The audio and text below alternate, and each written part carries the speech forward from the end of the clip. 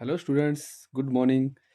सो आपका फिर से एक बार हार्दिक स्वागत आपके अपने परिवार माइंड बूस्टर स्टडी में। और आज की जो वीडियो है वो आपके लिए एक बहुत बेहद खास वीडियो होने वाली है।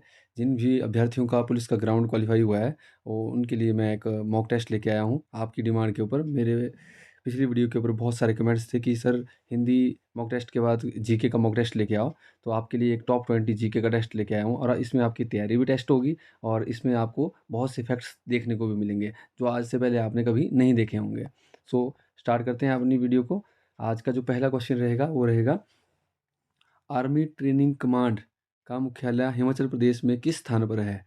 Option A Dharamshala, B Jogindernagar, C डक्साई और डी शिमला। तो इसका जो राइट आंसर होगा वो होगा स्टूडेंट्स डी। इसका जो राइट आंसर है वो है शिमला।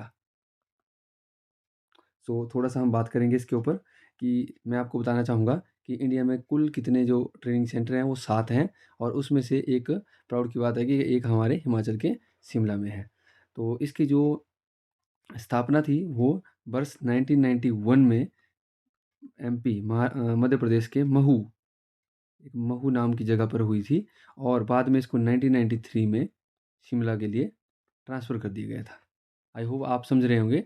तो इसमें आपसे ये भी पूछा जा सकता है कि इसकी एस्टैब्लिशमेंट कब हुई थी, टोटल सेंटर कितने थे और ये एक जो सेंटर है वो उसका मुख्यालय कहाँ है हिमाचल में। तो इस तरीके से हमारे 3-4 क्वेश्चन इसमें कवर हो जाते हैं। नेक्स्ट जो हमारा क्वेश्चन रहेगा वो रहेगा कि हाल ही में राष्ट्रीय मुक्केबाजी प्रतियोगिता में बेस्ट बॉक्सर का खिताब पाने वाले बॉक्सर का नाम क्या है? Aniruddh Singhania A, option B Shreya Thakur, option C Rohit Sharma, option D Avinash Jamwal. इसका जो राइट आंसर रहेगा स्टूडेंट्स वो रहेगा अविनाश जम्बाल। अब हम थोड़ा सा बात कर लेते हैं कि जो ये भी बॉक्सिंग चैंपियनशिप हुई है ये कहाँ पे हुई है। ये eighth elite man national man national championship थी और ये आपकी यूपी के बरेली में हुई है, यूपी के बरेली में। और इसमें हिमाचल प्रदेश के मंडी मंडी के अविनाश जम्बाल जी बेस्ट बॉक्सर रहे हैं और जिनका जो वेट कैटेगरी थी वो 62-65 थी। ये अभी करंट में रहा हुआ और ये जो अभी, क्योंकि ये करंट में क्यों रहा, क्योंकि जनवरी 6 जनवरी टू 13 जनवरी के बीच में ये भी प्रतियोगिता हुई है। तो ये आपके पेपर पॉइंट ऑफ व्यू से काफ़ी इंपॉर्टेंट बन जाता है क्योंकि ये जो एग्ज़ाम है ये डिफेंस का एग्ज़ाम है, मतलब एक पुलिस भी उसी में आती है और इसमें इस प्रकार के क्वेश्चन अक्सर देखने को मिलते हैं। क्वेश्चन नंबर थर्ड रहेगा, हाल ही में किस राज्य ने 300 से अधिक ऑनलाइन सेवाएं प्रदान करने वाला हिम परिवार पोर्टल लॉन्च किया है? Very very very important, most important question, star mark कर देता हूँ इसके ऊपर। ये क्वेश्चन आपको बहुत से पेपरों में देखने को मिलेगा।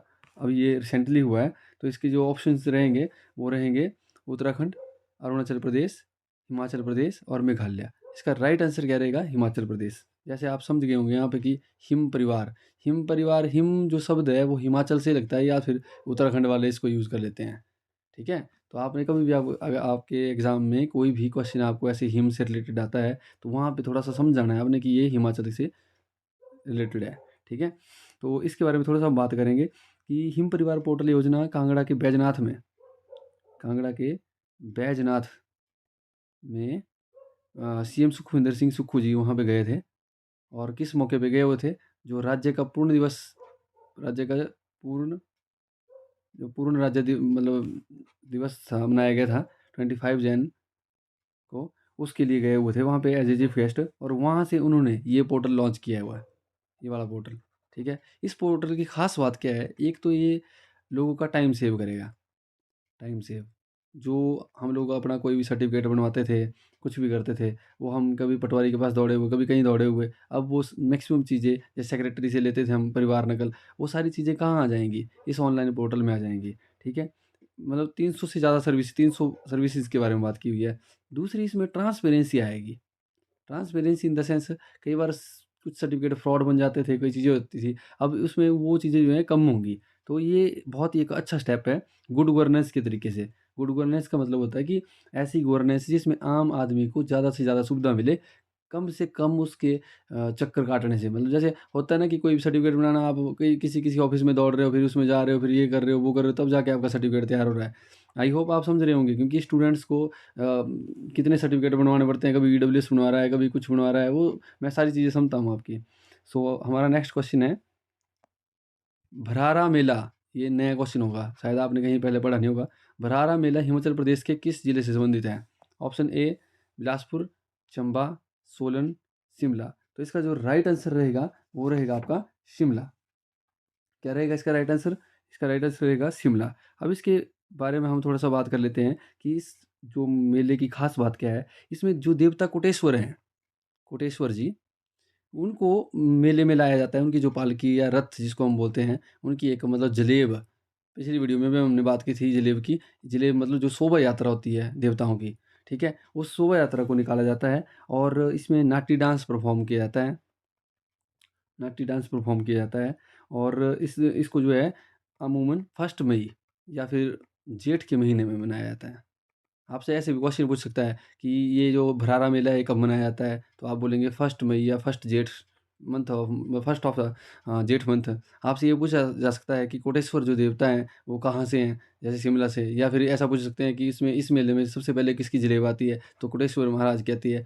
फिर ऐसे जैसे क्वेश्चन पूछ सकते हैं कि जो वहाँ पे मेला लगता है उसमें कौन-सा डांस परफॉर्म किया जाता है? तो पूछने वाला तो कैसे पूछ सकता है? हमने हर एक एंगल को कवर करना है। तो ये मेरा एक कोशिश रहेगी कि हम जो भी पढ़ें उसके मल्टी डायमेंशनल हम उसको सोच के कि क्वेश्चन जैसे मर्जी आए। ये नहीं है कि मैं आपको 20 क्वेश्चन लेके आया हूँ, मैं इसके ABCD टिक करवा दूँगा, आप उसको कर लेंगे। आप उसको करने के बाद क्या करेंगे? आप मतलब फ्री हो जाएँगे, आपने मॉक दे दिया।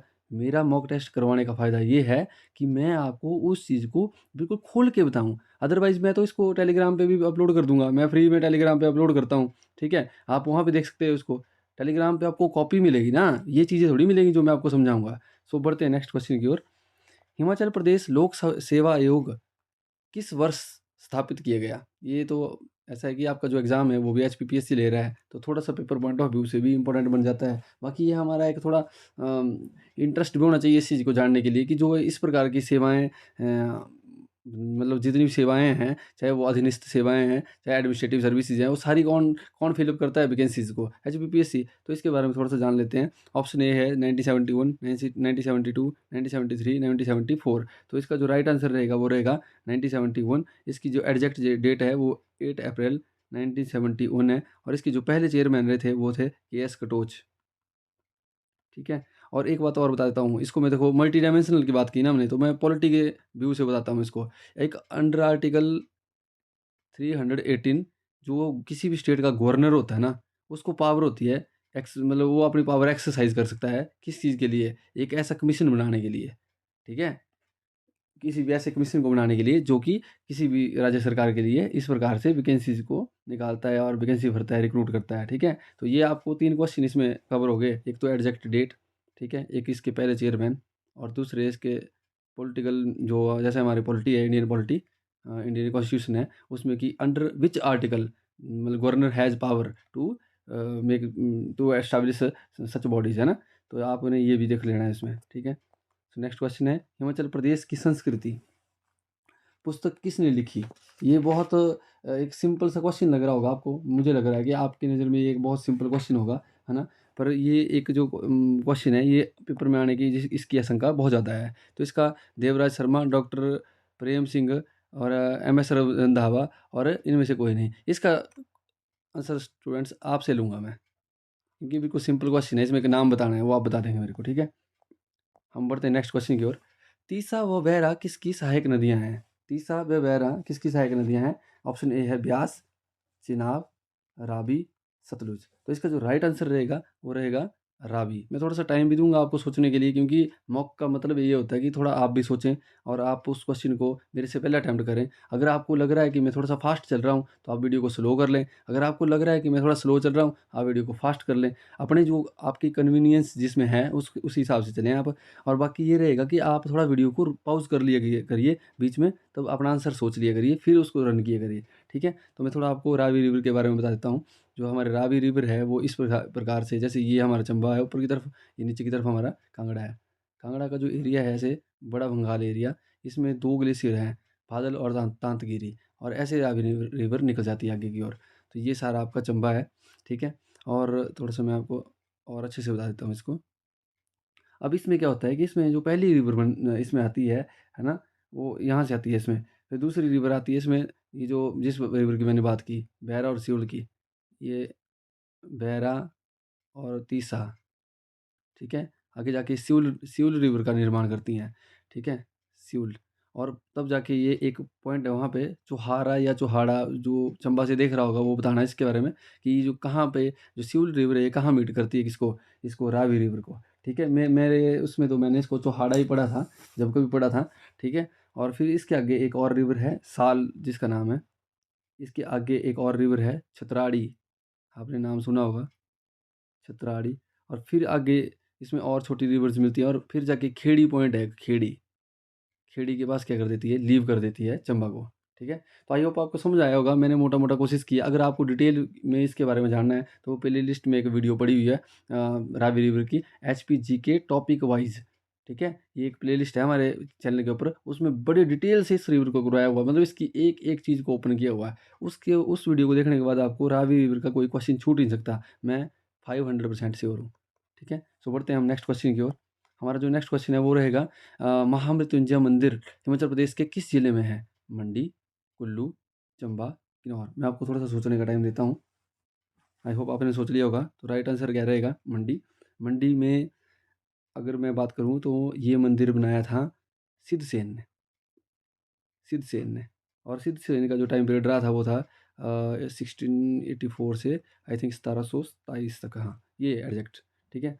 और ये जो मंदिर है, ये इसकी जो लोकेशन है वो है थानेड़ा बाज़ार, थानेड़ा बाज़ार। और थानेड़ा बाज़ार में एक और मंदिर है, कामेश्वर महादेव, कामेश्वर महादेव। सो स्टूडेंट्स, देखो हमने क्या किया, हमने महामृत्युंजय मंदिर भी पढ़ लिया, ये मंदिर भी पढ़ लिया सॉरी, और इसमें ये भी पढ़ लिया कि इसको बनाया किसने था, ठीक है? यहाँ से हमें थोड़ा सा सिद्धसेन का टाइम पीरियड भी पता लग गया, ठीक है? मोटा सा आइडिया हो गया, ये इसकी लोकेशन भी हमें आ गई कि हाँ इसमें थानेड़ा बाजार में है, ठीक है? और हमें ये भी पता लग गया जो कामेश्वर महादेव का मंदिर है वो भी कहाँ है, मंडी में। तो हमने ऐसा नहीं कि हमने क्वेश्चन से सिर्फ ये क्वेश्चन किया और निकले यहाँ से, हमने हर एक क्वेश्चन से मैक्स टू मैक्स सीखने की कोशिश करनी है। नेक्स्ट क्वेश्चन है, कामरू किस पूर्व पहाड़ी राज्य की राजधानी थी? तो ऑप्शन ए है सिरमौर, बी है सुकेत, कुल्लू, रामपुर। आई होप आपने इसको सोच लिया होगा। तो इसका जो राइट आंसर रहेगा वो रहेगा आपका रामपुर। देखो, ये जो कामरू विलेज है, ये जो सांगला, आपने सुना है नाम? सांगला, सांगला से 2 किलोमीटर के ऊपर है, ठीक है? और ये ऐसा माना जाता है कि वहाँ पे जो कामरू नाम है वो एक कामरू फोर्ट है, 7 मंजिला फोर्ट, ठीक है? और ये 7 मंजिला फोर्ट किसने बनाया था? पांडवों ने। अपने जब पांडव अपना वो काट रहे थे ना अज्ञातवास टाइप, तो उसमें उन्होंने ये फोर्ट बनाया हुआ था और ये बड़ा ही तगड़ा फोर्ट है। और इसमें जब मैंने भी इसको विज़िट किया है, इसमें वहाँ का जो प्रीस्ट है, पुजारी है, वो ओनली मंदिर के अंदर सिर्फ़ उस फोर्ट के अंदर सिर्फ़ पुजारी जा सकता है मतलब। ठीक है? हमें तो उन्होंने जाने नहीं दिया। अब अगर कोई किन्नौर से इस वीडियो को देख रहा है तो वो प्रॉपर डिटेल में बताया इस चीज़ को कि इस कामरू फोर्ट की जो हिस्ट्री है या इसके बारे में जो भी मान्यताएँ वहाँ पे चलती हैं, वो बताएँ। इससे ऐसा होता है कि अगर आप वहाँ से शेयर करेंगे तो कुछ स्टूडेंट ऐसे हैं जो मंडी से देख रहे हैं, धर्मशाला से देख रहे हैं, अलग-अलग जगहों से देख रहे हैं, है ना? तो वो भी उस चीज़ को मतलब जान पाएँगे कि एक्चुअल में इसके पीछे है क्या, ठीक है? मैं स्टूडेंट्स आपसे ये रिक्वेस्ट करता हूँ कि आप जहाँ से भी देखते हैं, एक तो अपने डिस्ट्रिक्ट का नाम और ऊपर से अगर आपकी डिस्ट्रिक्ट का कोई क्वेश्चन जिसको आप बहुत अच्छे से जानते हैं, तो उस जीके को शेयर किया गया करो औरों के साथ भी, ठीक है? सो हम बढ़ते हैं नेक्स्ट क्वेश्चन की ओर। क्वेश्चन नेक्स्ट क्वेश्चन है, हिमाचल प्रदेश में भुंडा उत्सव किस जिले से संबंधित है? कुल्लू, मंडी, सोलन, सिरमौर। इसमें थोड़ा-सा ऑप्शन मेरे को ये वैसे तो कुल्लू के नीलमंड में भी लगता है, ठीक है? इसका कुल्लू का नीलमंड भी है, पर इसमें भुंडा को जो है ना रोहडू वाले लोग भी मनाते हैं, रोहडू, और इसको रामपुर वाले लोग भी मनाते हैं, ठीक है? तो अकेले कुल्लू को भी नहीं कर सकते इसमें, ठीक है? नीलमंड तो कुल्लू में भी आता है ना तहसील। तो इसमें अगर कहीं आपको अगर शिमला भी ऑप्शन आएगा तो आपने शिमला भी टिक करना है, और अगर आपको सिर्फ़ कुल्लू आएगा तो डेफ़िनेटली आपने कुल्लू को वो करना है इसमें। अच्छा, अब ये बात करें हम इसकी कि जो ये उत्सव है, जिसकी बात हम कर रहे हैं अभी, ये एक्चुअल में है क्या? ये परशुराम को डेडिकेटेड है। मुझे पता है कि आपको सबको पता है कि परशुराम को डेडिकेटेड है। देखो एक नया फैक्ट और बताता हूँ। जो ये यज्ञ होता है इसको हम नरमेध यज्ञ बोलते हैं। सन ऐसे 17-18 की बात है, किसी एग्ज़ाम को मैंने एक एग्ज़ाम दिया था उस टाइम, कि उसमें इस एग्ज़ाम में पूछा गया था कि नरमेध यज्ञ क्या है? नरमेध यज्ञ की जो डेफ़िनेशन है वो ये है कि परशुराम जी को एक यज्ञ डेडिकेट किया हुआ, जिसमें नर मुंडों की बलि दी जाती है। नर मुंड मतलब जो मेल मेल लोग हैं ना, जैसे कोई मेल है, उसकी बलि दी जाती है। और मैंने अभी भी इन सारी चीज़ों की, जैसे ये चीज़ें बंद हो चुकी हैं, पर मैंने अभी भी सुना है कि जो अभी भुंडा यज्ञ हुआ ना, ठीक है? तो उसमें भी शायद ये चीज़ करी गई है। I am not definitely sure, ठीक है? ये सिर्फ़ सुनी-सुनाई बात है, ठीक है? तो अगर कोई किसी को इसके बारे में ज़्यादा पता है तो वो ज़रूर शेयर करें उसके बारे में। नेक्स्ट क्वेश्चन है, ओलंपिक खेलों में प्रतीक में प्राय कितने छल्ले होते हैं? आप सबको पता है, 1, 2, 3 ऐसे, ऐसे। अच्छा, कई बार क्या होता है कि इसके बारे में ये पूछ लिया जाता है कि जो छल्ले हैं वो किस-किस रंग के हैं? तो उसमें एक होता है नीले, नीले रंग का है, और एक पीले रंग का है, ठीक है? ऐसा होता है जैसे नीला, पीला, काला, हरा और ये लाल, ऐसे होता है। देखो नीला, पीला, ऊपर वाला काला, फिर हरा, फिर लाल, ऊपर वाला लाल, लास्ट लाल है, ठीक है? इसकी थोड़ी-सी हिस्ट्री के बारे में अगर मैं बात करूँ आपसे, तो जो ओलंपिक का जो झंडा था, उसको 1914 में एक्सेप्ट किया गया था, ठीक है? और फॉर द फर्स्ट टाइम इसको 1920 में फहराया गया था। और इसको जो डिज़ाइन करने वाला था, जिसने ये डिज़ाइन किया हुआ है, देखो हर चीज़ का किसी ने डिज़ाइन किया हुआ है। जैसे राष्ट्रगान था, वो डिज़ाइन हुआ, नेशनल एम्बलम है, वो भी डिज़ाइन किया किसी ने। तो वैसे ही जो ओलंपिक है, इसका भी झंडा जिसने डिज़ाइन किया था, ये क्वेश्चन भी कई बार पूछ लिया जाता है, तो इसका नाम है पियरे डे कुबिटेर्न। आपने इसको लिख वो करना है, पियरे डे कुबिटेर्न, ठीक है? तो बढ़ते हैं नेक्स्ट क्वेश्चन की ओर। भारत की संसदीय प्रणाली संबंधित है जर्मनी से, फ्रांस से, इंग्लैंड से, आयरलैंड से। क्वेश्चन एक्चुअली ऐसे होना था कि जो भारत की जो संसदीय प्रणाली है ना, वो हमने किस देश से बोरो की हुई है?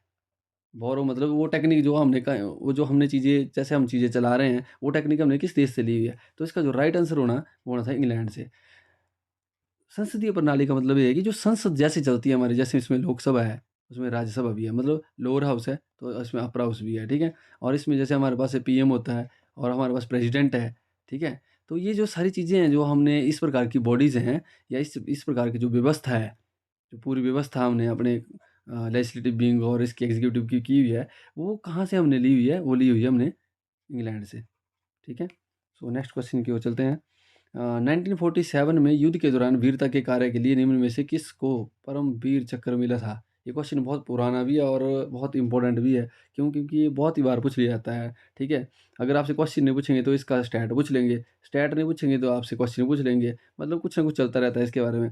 तो इसका ऑप्शन ए है देवेंद्र शास्त्री, बी है सोमनाथ, और सी है इसका मेजर अजय वर्मा, और डी है ये सभी। इसका जो एक्चुअल में राइट आंसर होगा वो होगा मेजर सोमनाथ शर्मा और लेफ्टिनेंट करम सिंह, ठीक है? एक्चुअल में ये क्वेश्चन मैंने क्यों डाला है इसमें, मैं अपनी बात बताऊँ। मेरा इसको इसमें डालने का मतलब ये था कि पहली बात तो ऐसी है कि ये दिया जाता है मैक्सिमम मरणोपरांत, मरने के बाद, ठीक है? और उनको भी मरणोपरांत ही मिला। 1947 में वो एक्सपायर हो गए थे, मतलब शहीद हो गए थे, सॉरी, शहीद। हमारे वीरों का नाम, वीरों को हम एक्सपायर नहीं, शहीद बोलते हैं, ठीक है? वो शहीद हो गए थे और उनको मरणोपरांत ये मिला था, ठीक है? और जो ये पुरस्कार है, ये एक सर्वोच्च सैन्य अलंकरण है, मतलब इसको हाईएस्ट सिविलियन वो बोलते हैं, highest military military gallantry award, ठीक है? यहाँ पे लिखने की ना जगह कम होती है, नहीं तो फिर लिखने में टाइम चला जाता है, तो फिर वीडियो बहुत लंबा हो जाता है, ठीक है? तो आपने समझना है इसको कि ये हाईएस्ट मिलिट्री गैलेंट्री अवार्ड है, और इसको जो है सबसे पहले जो है 26 जनवरी 1950 को देना शुरू किया गया था, फॉर द फर्स्ट टाइम। आपसे क्वेश्चन पूछ लेगा कि ये सबसे पहले कब दिया गया था? 26 जनवरी 1950, और मिला भी नहीं कोई था सबसे पहले, ये भी याद रखना आपने, ठीक है? और इसमें एक चीज़ मैं एक फैक्ट और बता दूँ आपको कि वैसे तो ये जो पुरस्कार है ये दिया जाता है मरने के बाद।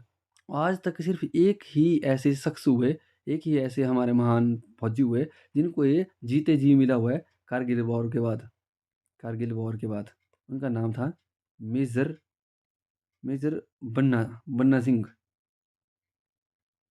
बन्ना सिंह, ठीक है? आपने थोड़ा-सा कोऑपरेट करना है राइटिंग के साथ, आपने नॉलेज के ऊपर जाना है, फैक्ट्स के ऊपर, राइटिंग के ऊपर नहीं जाना अभी यहाँ पे जगह कम होती है।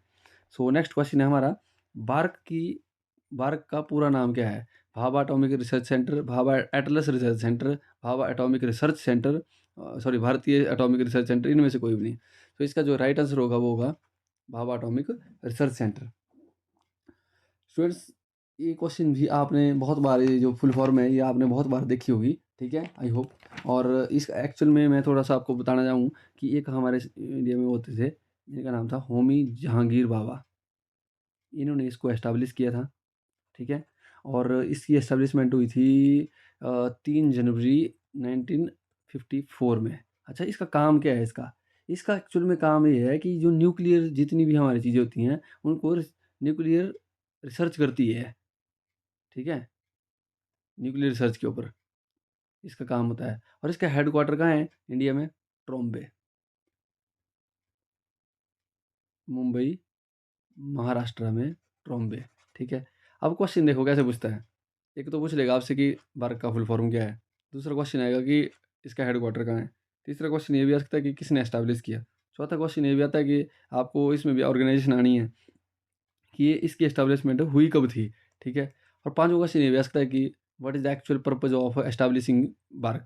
भारत को बनाने का एक्चुअल में पर्पज क्या था? तो पर्पज ये था कि जो न्यूक्लियर रिसर्च फैसिलिटी है वो कौन प्रोवाइड करवा रहा है यहाँ पे इंडिया में, कौन रिसर्च करता है? भारत। एक बहुत बड़ी हमारी संस्था है हमारे लिए, ठीक है। नेक्स्ट क्वेश्चन है, यूनेस्को का मुख्यालय कहाँ पर स्थित है? रोम, पेरिस, जिनेवा, इटली। सोचो आप, आई थिंक आपने सोच लिया होगा। तो इसका जो एक्चुअल में राइट आंसर होगा वो होगा पेरिस, ठीक है। पेरिस कहाँ पे है पता है आपको? पेरिस जो है कैपिटल है इसकी फ्रांस की, ठीक है। इसकी एस्टैब्लिशमेंट हुई थी 16 नवंबर 1945 को। और इसका, अब ये भी देखो क्वेश्चन ये भी आता है कई बार, what is the full form of UNESCO. UNESCO की फुल फॉर्म होती है United Nation National Educational Scientific and Cultural Organization. United Nation Educational Scientific and Cultural Organization, ठीक है। तो आपसे फुल फॉर्म भी पूछ सकता है। सिटी मैंने बता दिया आपको, पेरिस कहाँ है? फ्रांस में है। और ये पेरिस फ्रांस में है। और इसको मतलब बनाने का जो मेन कारण क्या था, इस ये था कि जितने भी जो वर्ल्ड की कंट्रीज़ है ना, promoting promoting world peace and security. World में पीस और सिक्योरिटी, हिंदी में बात करें तो वर्ल्ड मतलब पूरे विश्व में शांति स्थापना करना और उसकी सुरक्षा की बात की गई थी यूनेस्को में। क्यों बनाया गया था इसको? इसलिए बनाया गया था, ठीक है। और इसमें जो है 194 कंट्रीज़ हैं, ये भी फैक्ट है, ठीक है ना।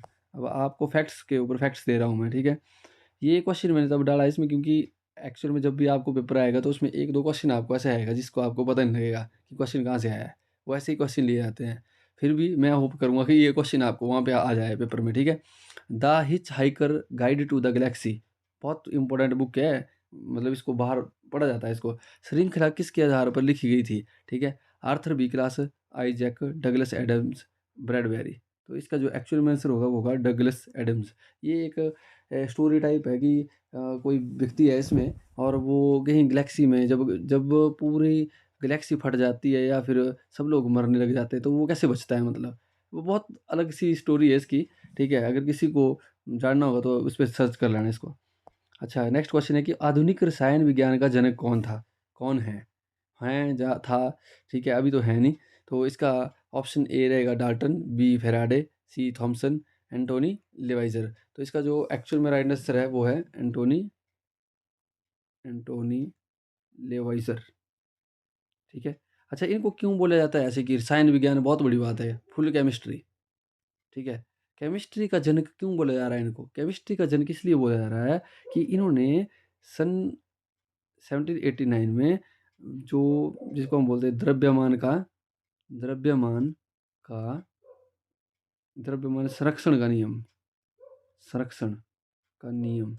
थोड़ा-सा मैं कोशिश कर रहा हूँ कि मैं हिंदी वाले स्टूडेंटों के लिए बहुत अच्छे से करवा दूँ, क्योंकि मेरा जो मीडियम रहा है पहले से वो इंग्लिश रहा है, तो फिर मैं बहुत कोशिश करता हूँ कि हिंदी वाले स्टूडेंट्स को ये सारी चीज़ें उन तक मिले। इसको बोलते हैं हम लॉ ऑफ मास कंजर्वेशन, ठीक है। तो इसका एक्चुअल मीनिंग क्या था कि इन्होंने वो एक थ्योरी हाइपोथेसिस दी थी इन्होंने कि वो जो मास है, जो द्रव्यमान है किसी भी चीज़ का, वो ना तो क्रिएट किया जा सकता है और ना ही उसको ख़त्म किया जा सकता है किसी भी केमिकल इक्वेशन में। मान लो कोई केमिकल इक्वेशन हो रही है, जैसे यहाँ पे मैं एक इक्वेशन ले लेता हूँ आपके लिए कि क्या लूँ मैं, HCl प्लस NaOH, ठीक है। ये बन जाएगा आपका NaCl प्लस H2O।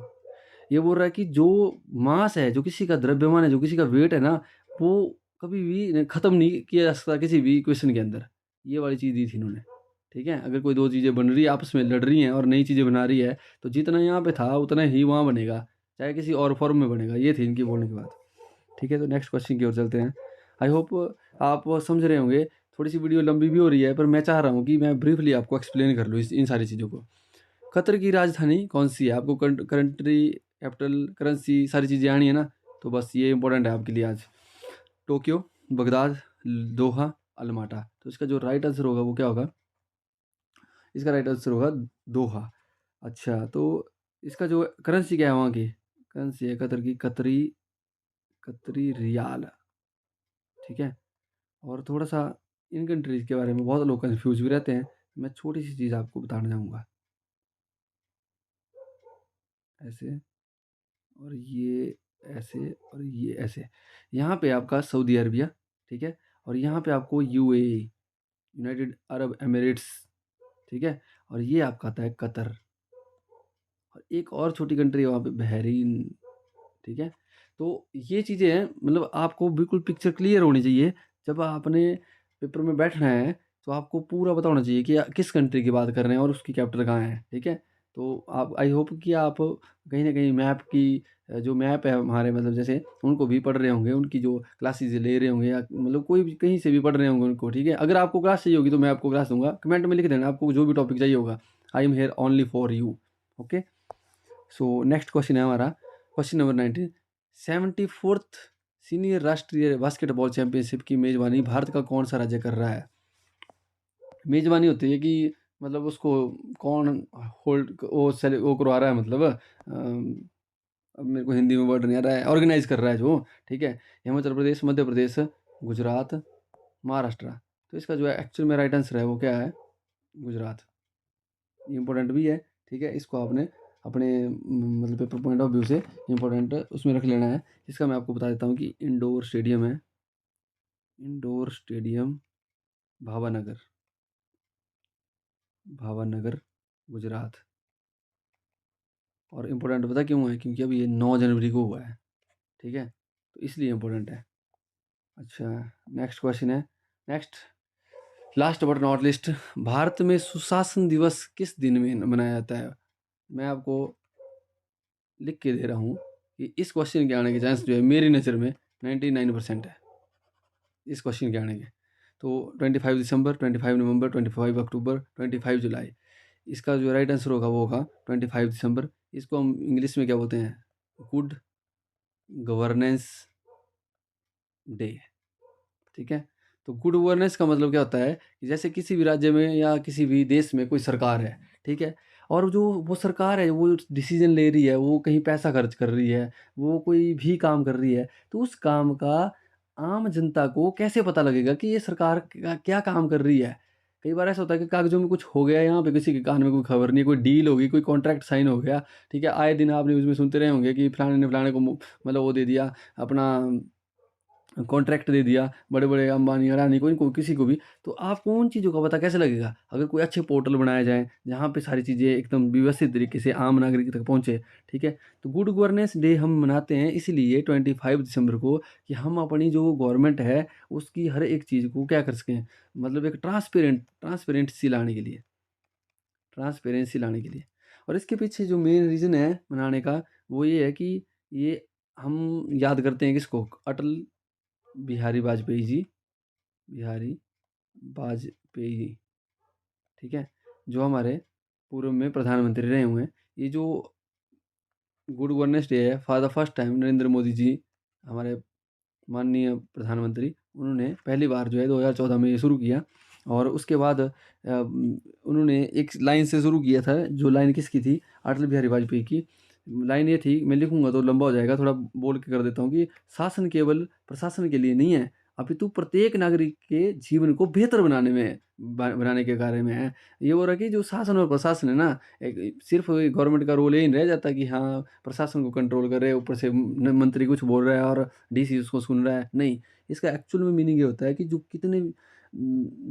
जितने भी प्रत्येक नागरिक हैं, उनका जो जीवन है उसको बेहतर बना सकें। जैसे मान लो किसी को पानी का नलका नहीं मिल रहा है, फॉर एग्ज़ाम्पल मैं आपको लोकल एग्ज़ाम्पल दे रहा हूँ, ठीक है? अगर किसी को पानी का नलका नहीं लग रहा है किसी के घर में, तो वो क्या करेगा? कभी एक्शन के पास जाएगा, कभी जेई को बोलेगा, कभी कुछ करेगा। मान लो एक ऐप क्रिएट की जाती है, ठीक है? उस ऐप में ये बोल दिया जाता है कि आप ऐसा करो, आप एक एप्लीकेशन फॉर्म फिल करो इसी ऐप से घर बैठ के, ठीक है? और वो एप्लीकेशन फॉर्म चले जाएगा आईपीएच डिपार्टमेंट के पास। 7 दिन के बाद आपके घर में कोई या 5 दिन के बाद आपके घर में एक टीम आ जाती है, ठीक है? सारा सामान लेके, हर चीज़ लेके, ठीक है? और आपको मतलब जो है जैसे स्कीम भी थी नरेंद्र मोदी जी ने चलाई हुई कि हर घर जल योजना, ठीक है? और जल से नल से जल, है ना? हर घर नल सॉरी इसका हर घर नल और नल से जल, है ना? नल से जल। तो मान लो वो टीम आपके घर में आती है और वो आपको एक नल सुविधा देती है और आपके कागज़ बनाती है। अगर बिल चाहिए उनको तो बिल ले लेती है आपसे। तो वो होती है गुड गवर्नेंस, मतलब आपने घर बैठ के एप्लीकेशन डाली, आपका काम हुआ और आप उसमें सुखी महसूस कर रहे हैं अपने आप को। इसलिए ये सारी चीज़ें हैं। सो आई होप आपको ये जो मॉक टेस्ट है, ये बहुत अच्छा लगा होगा। आप अपना जो स्कोर है उसको भी आपने मतलब उसमें कमेंट बॉक्स में लिखना। आप अपनी डिस्ट्रिक्ट लिखिए कि आप कहाँ से देख रहे हैं। अगर आपको कोई टॉपिक किसी टॉपिक के ऊपर जानना है तो आप वो देखिए। हमारे चैनल पे हिंदी मॉक टेस्ट की 32 वीडियोज़ अभी तक मतलब अपलोड हो चुकी हैं, ठीक है? ये तो उन्हीं वीडियो के बाद मेरे को यहाँ पे जीके का मॉक टेस्ट लाना पड़ा क्योंकि बहुत हाई रेटेड डिमांड थी आप लोगों की कि आप इसको लाओ। आपने हमारी वीडियोज़ को बहुत-बहुत प्यार दिया है। मैं उम्मीद करता हूँ कि आप आगे भी ऐसे ही प्यार बरकरार रखेंगे। सो जय हिंद, जय हिमाचल। मिलेंगे आपसे नेक्स्ट वीडियो में। आप इस वीडियो को अपना प्यार देना, ठीक है? ओके, जय हिंद, जय हिमाचल।